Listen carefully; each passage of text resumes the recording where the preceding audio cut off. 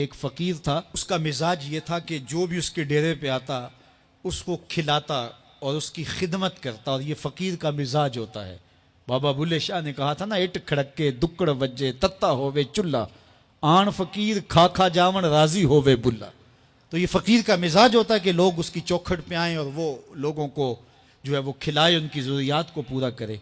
तो वो दरवेश थे और जो भी उनके पास आता उसकी खिदमत करते। उनके पास कभी रकम ना होती तो उधार लेके लोगों की खिदमत करते। हत्ता कि जब उनका आखिरी वक्त करीब आया और हालात ऐसे हो गए कि लोगों को लगा कि बाबा जी अब रुखसत होना चाह रहे हैं, तो सारे कर्ज खा इकट्ठे होके बाबा जी के पास आ गए कि जनाब हमारा कर्जा अदा कीजिए।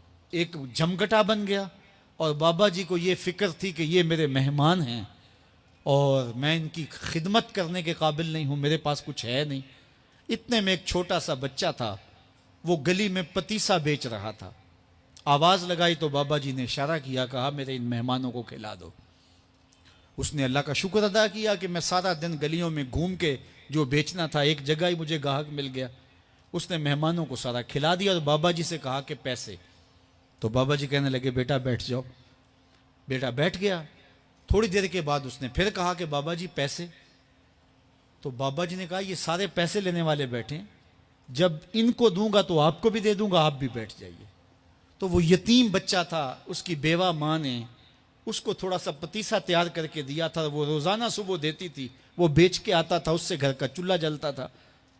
तो उसने जब दूसरी मर्तबा कहा कि बाबा जी पैसे, तो बाबा जी ने कहा बैठ जाओ, जब इनको मिलेंगे बेटे आपको भी दे देंगे।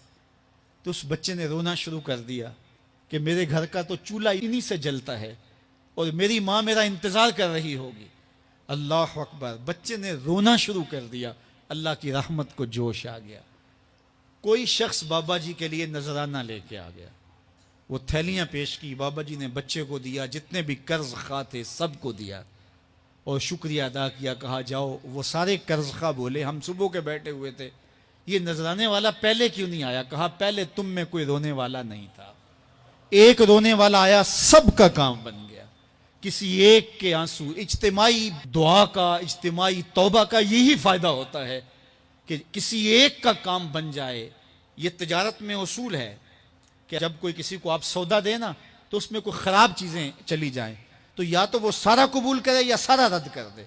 तो अल्लाह जब कबूल करता है इज्तिमाई तौर पे, फिर सारों को कबूल कर लेता है।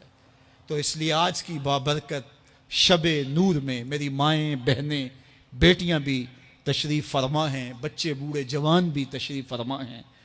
तो किसी एक के आंसू अल्लाह को कबूल हो गए, किसी एक की ज़ुबान से निकला हुआ जुमला उसकी बारगाह में कबूल हो गया, तो मेरे जैसे गुनाहगारों का भी काम बन जाएगा।